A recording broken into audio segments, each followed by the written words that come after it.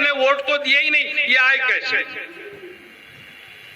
एक छोटा सा सर्वे अगर हम आपस में कर ले तो क्या अंबेडकरवादी चाहते हैं कि यह सरकार आए? क्या माइनॉरिटीज चाहती है यह सरकार आए? क्या किसान चाहते हैं यह सरकार आए? क्या जिनको कोविड में पैदल हमने तकलीफ दी भेजा वो मजदूर चाहते हैं कि यह सरकार आए? लेकिन ईवीएम से इनके नंबर कैसे आ रहे हैं? ये शक तो आप दूर कीजिए, आपको यकीन है कि आप 400 सीटें लेके आ रहे हैं, फिर आपको बैलेट से किस चीज का डर है? मत डरिए।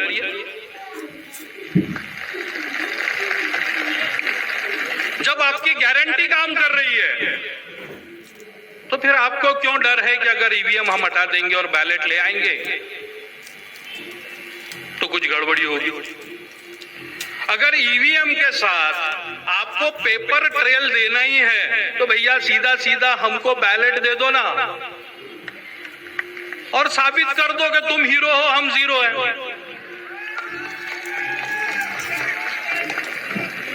कोई प्रॉब्लम ही नहीं है, आप पॉपुलर हो, लेकिन बैलेट से, ईवीएम से नहीं। ईवीएम से आप जीत के आते हो, हमको शक रहता है। 149 ये एक बड़ा ऐतिहासिक दिन।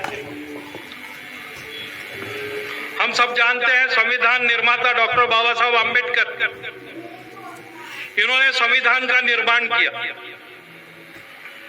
लेकिन उस दिन संविधान सभा में एक बहुत आश्चर्यकारक बात हुई।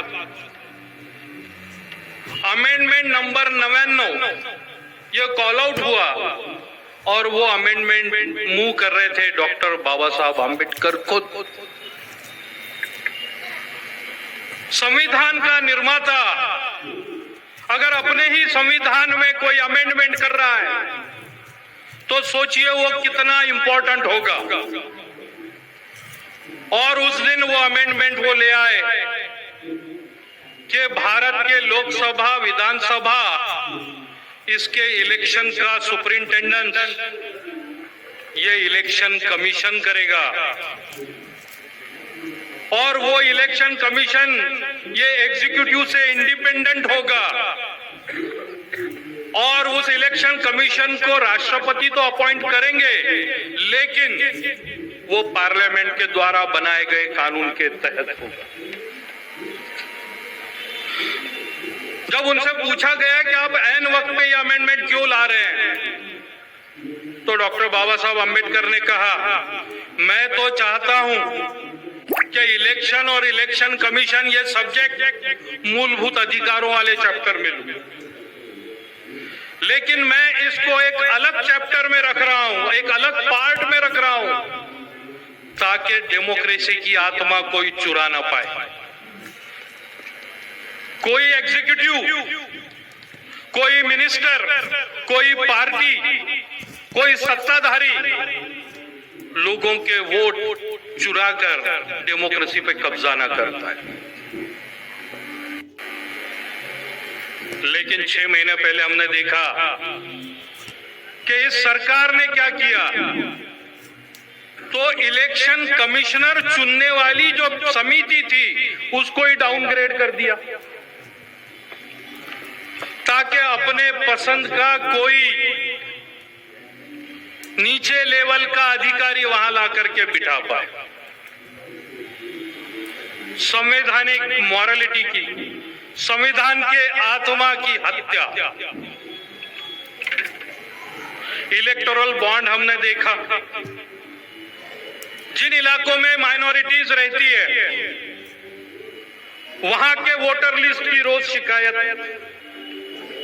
ये सब चीजें जो है ये सीधा सीधा डेमोक्रेसी को हाईजैक करने की कोशिश है।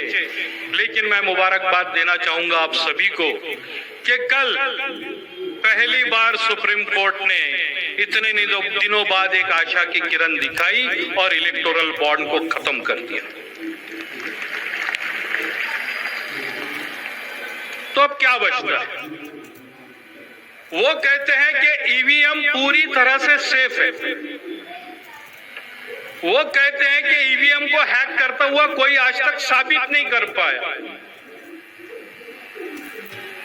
लेकिन वो मुझे तो भारतीय समझते हैं। चलो सीएए से मेरी भारतीयता पे शक आता होगा, लेकिन फिरदौस मिर्जा के अलावा भी तो और लोग हैं यहाँ, उनको तो भारतीय समझते हैं। तो अगर एक भारतीय को भी शक है कि उसके वोट की चोरी हो रही है, तो उस शक को दूर करने की जिम्मेदारी क्या सरकार की और इलेक्शन कमीशन की नहीं है?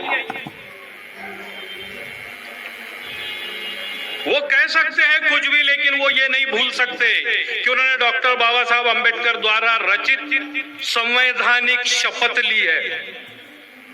उनको उस शपथ के हिसाब से मेरे शक को दूर करना होगा। ऐसा नहीं है कि शक मैं ही ले रहा हूं या मंच पे उपस्थित लोग ही ले रहे हैं। ये शक उनके साथ आज बैठे हुए सुब्रमण्यम स्वामी जी ने भी लिया था, और सुब्रमण्यम स्वामी ने सुप्रीम कोर्ट में खुद आर्ग्यू करके कहा था कि ये ईवीएम हाईजैक होता है, और उस वक्त उसके साथ वीवीपैट जोड़ा गया था। हर इलेक्शन के बाद कई केसेस होती है। एसी जोस की जो केस केरला से आई थी, वहां से लेके बॉम्बे हाईकोर्ट में अभय छाजेड़ की केस तक, हर इलेक्शन के बाद लोगों ने शक किया। हर इलेक्शन के बाद लोगों ने कहा कि अरे हमने वोट तो दिया ही नहीं, ये आए कैसे?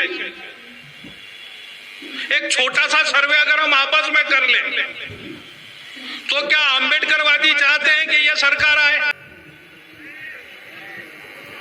क्या माइनॉरिटीज चाहती है यह सरकार आए? क्या किसान चाहते हैं यह सरकार आए? क्या जिनको कोविड में पैदल हमने तकलीफ दी भेजा, वो मजदूर चाहते हैं कि यह सरकार आए? लेकिन ईवीएम से इनके नंबर कैसे आ रहे हैं?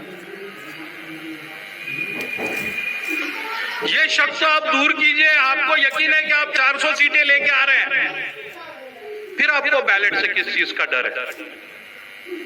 मत डरिए।